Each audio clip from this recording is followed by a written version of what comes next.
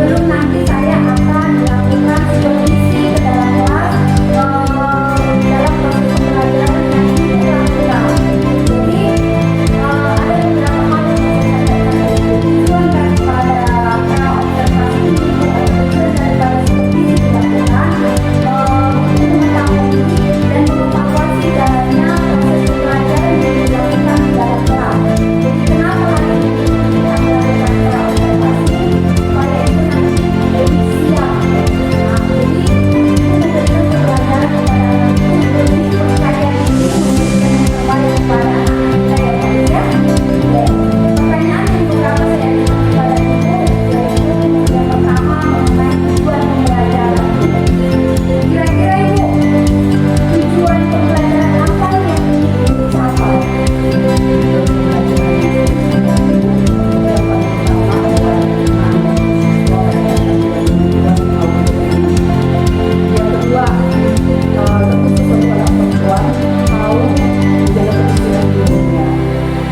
Yang ketiga, lebih waspada dengan perubahan pada diri sendiri. Berarti ada 3 tujuan pembelajaran yang ingin ibu capai ya Bu. Oke, untuk mencapai tujuan pembelajaran yang 3 ini tadi, bagaimana dengan area pengembangan yang ingin ibu lakukan di dalam proses pembelajaran nanti? Iya. Area pengembangan yang saya lakukan Bu, yaitu dengan cara memberikan sedikit video, pemutaran video tentang pelajaran. Terus yang kedua, saya sudah memberikan sedikit pelajaran untuk dibaca di rumah Bu. Jadi dengan adanya area pengembangan itu, anak-anak akan siap Bu dalam menerima pelajaran untuk berikutnya. Berarti nanti ibu sudah memberikan sebelum pembelajaran ibu sudah memberikan apa yang akan dipelajari mereka nanti. Iya. Oke, berarti anak-anak sudah ada pengetahuannya ya Bu ya. Oke. Untuk itu Bu, bagaimana rancangan pembelajaran yang ingin ibu terapkan di dalam kelas? Mungkin dari strateginya, modelnya, atau metode pembelajarannya. Oke. Sesuai dengan kemajuan zaman Bu, saya menggunakan strategi pembelajaran berdiferensiasi. Dengan berdiferensiasi yaitu dengan menggunakan video agar anak-anak lebih cepat paham gitu Bu. Kita tahu dengan cara pemutaran video anak-anak lebih semangat, lebih fokus, lebih mudah untuk memahaminya Bu. Jadi saya memberikan itu Bu untuk dalam strategi pembelajaran berikutnya. Ya. Oke. Kalau dengan metode atau model pembelajarannya ibu seperti apa? Iya, model pembelajaran saya itu Bu model ceramah. Setelah saya memberikan sedikit video, saya ceramah. Setelah itu saya memberikan LKPD kepada anak-anak untuk dilakukan diskusi. Oke, berarti nanti rencana pembelajaran ibu mengadakan strategi berdiferensiasi sesuai dengan minat murid ya Bu? Iya benar. Oke, baik Ibu. Bagaimana dengan media pembelajaran yang digunakan nanti Ibu? Media yang saya gunakan yaitu Bu laptop. Oke. Yang kedua itu infocus ya Bu. Baru yang ketiga itu buku pelajaran. Dan saya juga menyediakan Bu poster jagalah kebersihan atau apa segala macam yang bisa membantu mereka juga biar cepat mengerti. Oke, berarti nanti media pembelajaran Ibu ada juga poster-poster yang selalu mengingatkan anak-anak ya. Oke, keren sekali Ibu media pembelajaran Ibu. Iya. Oke. Pembelajaran ini yang kita bahas ini Bu, kira-kira kapan Ibu lakukan ini Bu? Kelas berapa? Iya. Hari apa? Jam berapa Ibu? Proses pembelajaran ini kita lakukan di kelas 6 Bu. Tepatnya di hari Senin pada les ke 4 dan 5. Iya. Berarti nanti pembelajarannya akan dilakukan hari Senin di les ke 4 sampai 5 di kelas 6 tepatnya ya Ibu. Oke Ibu. Oke, setelah kita berbincang-bincang tadi Ibu, bagaimana perasaan Ibu? Apa yang Ibu dapat? Perasaan saya lebih bangga Bu. Kenapa? Karena ada perhatian khusus dari Ibu yang saya dapatkan, dan saya juga akan lebih mempersiapkan diri Bu agar tidak ketertinggalan dengan yang lain gitu. Jadi saya merasa bangga untuk sejauh ini. Oke, berarti Ibu senang ya Bu? Senang dan Bu. lebih semangat Lebih semangat. Iya benar. Yang terbaik buat anak-anak kita. Iya benar. Bu. Baik Ibu, terima kasih. Saya nanti akan datang pada hari Senin di les 45 untuk mengadakan super mengisi di kelas ya Bu. Ya, Bu. Dan saya nanti akan melihat bagaimana Ibu melakukan pembelajaran tersebut. Tetap semangat ya Bu. Semangat, Bu. Dan nanti setelah kita melakukan supervisi di kelas atau setelah Ibu selesai melakukan pembelajaran di kelas, kita akan mengambil waktu lagi berbincang-bincang lagi namanya pasca observasi, dan nanti akan didampingi oleh pengajar praktik saya. Iya. Bersedia kan Bu Agus ya? Bersedia, Bu. Oke, terima kasih, tetap semangat Ibu. Demikian perbincangan kita Iya. pra observasi untuk hari ini. Terima kasih Ibu. Terima kasih, Bu. Selamat siang. Selamat siang, Bu. Selamat pagi anak-ibu.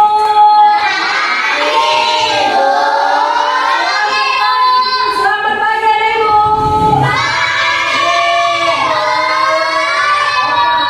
Terima kasih. Hadir semua? Tidak ada yang absen?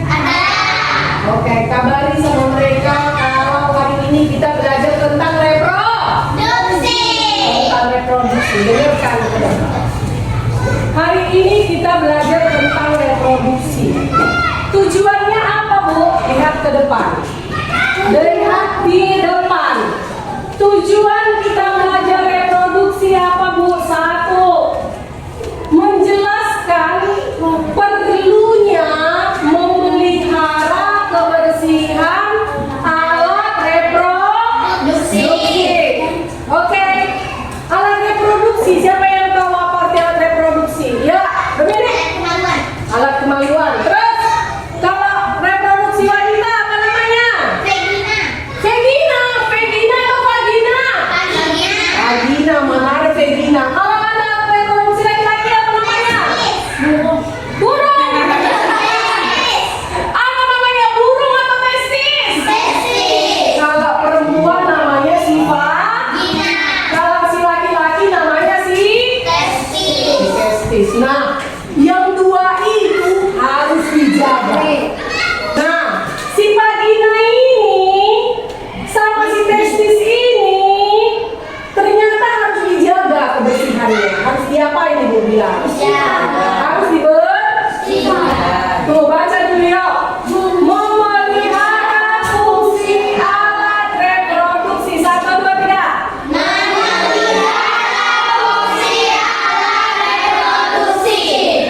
Terus kedua. Terus.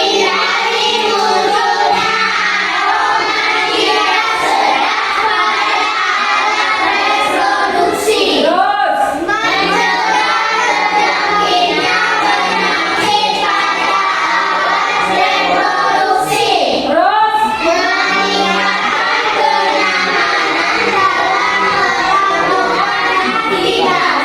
Oke, dengar Ibu. Menjaga alat reproduksi tujuannya satu, biar alat reproduksinya itu tidak bau. Pernah alat reproduksinya bau? Enggak, dijaga. Cara menjaganya kayak mana? Satu, mengganti pakaian dalam 2 kali sehari. 2 kali sehari. Udah? Yang kedua, kalau buang air kecil harus ngapain? Dicebok. Setelah dicebok diapain? Salah, dikeringkan dulu. Dicebok, dikeringkan dulu biar celananya nggak lembab. Kalau lembab, vaginanya itu, testisnya itu bisa mengalami gatal-gatal karena lembab. Terus, apalagi itu? Menghindari munculnya aroma bau. Kita apa itu? Penyakit kurat. Pernah nggak penyakit kurat alat reproduksinya? Ada yang tanda seperti ini? Ada? Ada si Adam. Ya kan? Berarti dia nggak menjaga alat reproduksi. Jadi harus menjaga alat reproduksi. Caranya satu.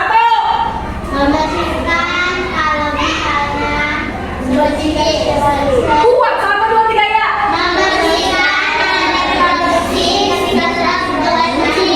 Ya, nomor 2. Iya, yang ketiga. Kalau buang air kecil cebok, iya kan? Yang keempat, anak ibu sudah mengalami menstruasi. Menstruasi itu apa? Menstruasi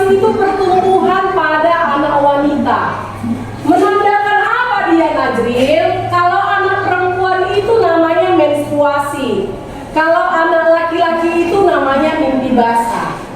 Kalau kau sudah mengalami menstruasi, alat pembalutnya itu diganti harus per sekali 8 jam. Per sekali berapa?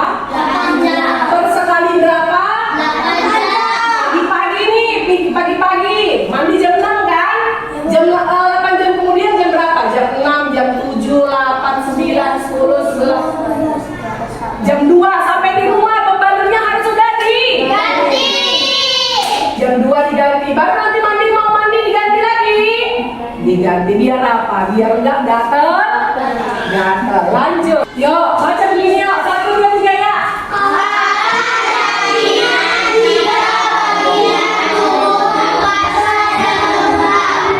Pernah bagian tubuhnya basah dan lembab? Pernah? Pernah? Itu basah, bukan lembab. Kalau siap mandi basah. Keringat. Kayak mana anakku? Keringat. Kalau keringat kayak Bu Agus ini keringat enggak? Basah? Lembab? Lembab. Ini harus diapain harusnya? Diganti. Terusnya diganti apa? Baju. Lanjut. Terus yang kedua apa? Pernah kalian tengok di badan tubuh jamur? Nggak pernah? Yang namanya palu, kadas, urat itu namanya jamur. Penyakit kulit. Yuk tengok dulu. Ada apa enggak? Jamur, kadas, urat. Nah ini kenapa ini Bu? Karena pada waktu dia siang hari dia cuci muka. Harusnya diapain dulu? Dilap dulu baru dicuci mukanya. Di badannya, badanmu ada urat? Di badanmu ada urat? Nggak ada urat. Jadi yang namanya jamur itu apa aja Bu Agus bilang? Kadas. Oke. Panu, kurap, kadas itulah yang namanya jamur pada kulit. Lanjut. Yang ketiga.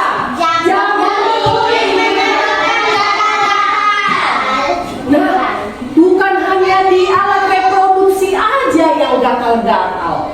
Ternyata di bagian tubuh juga mengalami gatal. Untuk berikutnya, sudah tahu menjaga alat kebersihannya? Sudah tahu menjaga alat reproduksinya? Cek dulu nih, yuk. Nah, saya mau baca di sini, yuk. Baca dalam hati.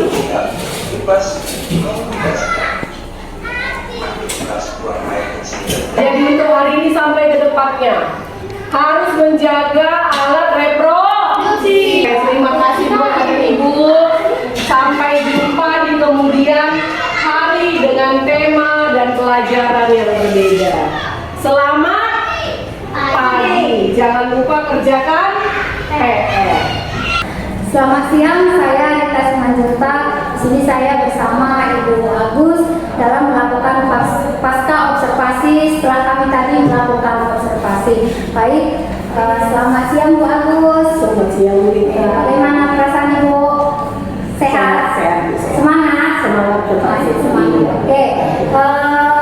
Di pasca observasi ini Bu, saya akan menanyakan beberapa hal sama Bu Agus terkait berjalannya observasi tadi di dalam kelas. Tujuan daripada observasi ini untuk mengevaluasi pembelajaran yang telah Ibu lakukan. Oke, saya sudah melihat tadi observasinya luar biasa. Tetap semangat untuk mengajar anak-anak kita ya Bu. Iya, terima kasih. Oke, pertanyaan yang pertama boleh saya tanyakan Bu? Boleh Bu. Boleh ya siap? Siap Bu, siap. Oke, untuk pertama pertanyaan yang saya tanyakan, bagaimana perasaan Ibu Agus tadi pada saat melakukan observasi di kelas? Perasaan saya nervous ya Bu, tegang pasti. Tegang agak-agak seperti apa, karena biasanya tanpa ada pantauan dari guru yang lain ini tiba-tiba ada, tapi saya sangat senang.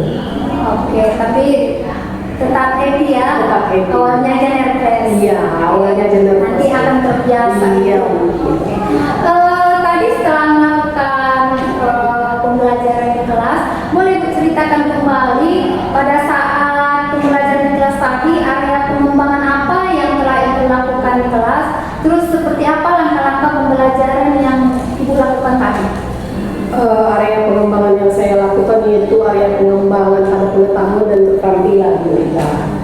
Jadi area pengembangan dan pengetahuan ini serta keterampilan saya lakukan dalam kehidupan sehari-hari Bu, keterampilannya.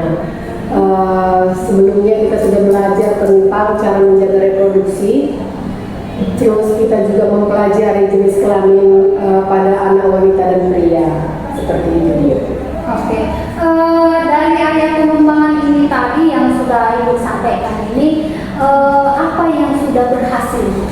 Yang sudah berhasil dari penjelasan saya tadi, saya melihat anak-anak sangat antusias Bu. Mereka sudah luar kepala kayaknya Bu, cara-cara menjaga alat reproduksi mereka, baik laki-laki maupun yang perempuannya kayaknya sudah paham semuanya Bu. Bahkan mereka sudah tahu kiat-kiatnya bagaimana, apa yang perlu dilakukan dan apa yang tidak perlu dilakukan. Berarti anak-anak itu tadi sudah bisa dan sudah mengetahui Iya. bagaimana cara-cara melakukan kebersihan alat reproduksi kita ini ya Bu. Mudah-mudahan mereka bisa menerapkannya ya Bu dalam kehidupan sehari-hari. Oke. Terus Ibu, selama pembelajaran tadi mungkin ada kekurangan atau kendala-kendala yang Ibu hadapi pada saat pembelajaran tadi. Bagaimana kendala atau kekurangan yang Ibu hadapi saat pembelajaran tadi? Kendala yang saya hadapi tadi itu Bu, ada 1-2 orang murid yang kurang konsentrasi seperti itu Bu. Mungkin karena pagi-pagi mereka belum siap menerima pelajaran atau mungkin terlambat bangun atau seperti apa lah Bu. Yaitu yang pertama. Yang kedua, mungkin mereka kurang persiapan dari rumah Bu. Mungkin ada masalah latar belakang di rumah ya Bu. Jadi kayaknya sampai di rumah di sekolah mereka kayaknya kurang bersambung gitu. Oke, berarti ada kendala di mana si anak itu kurang persiapan mau belajar ke sekolah, terus kurang persiapan juga untuk pembelajaran hari ini yang padahal sudah ada tahu ya. Oke, mengapa hal itu terjadi?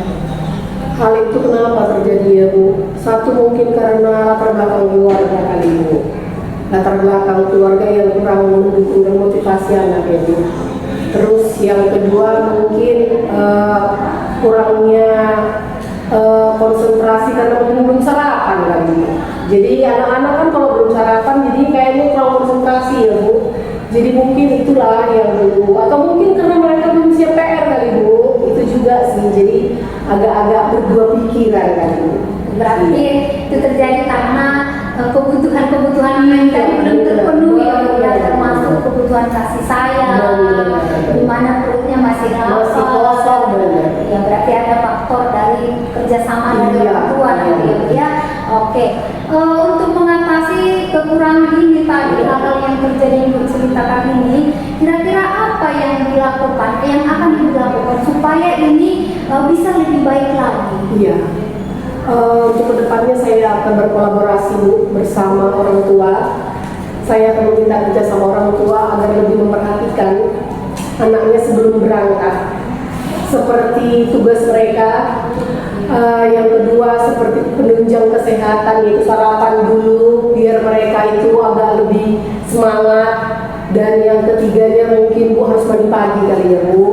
Jadi kolaborasi antara orang tua dan murid akan saya lakukan melalui jaringan WhatsApp yang ada kami punya di kelas gitu. Oke, selain daripada WhatsApp group, bagaimana cara Ibu menjalin kolaborasi dengan orang tua mereka?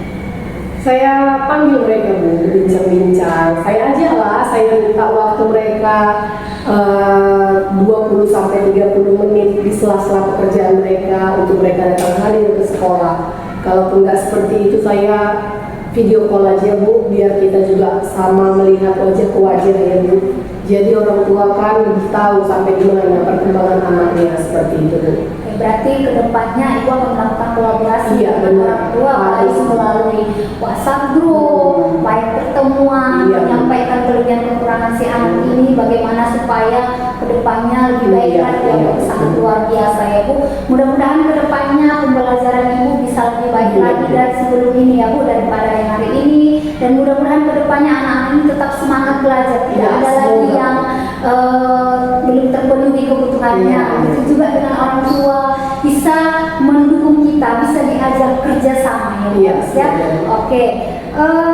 Kira-kira Bu, dari hal tadi yang diceritakan perbaikan-perbaikan ke depan yang akan Ibu lakukan, kira-kira kapan itu akan Ibu laksanakan?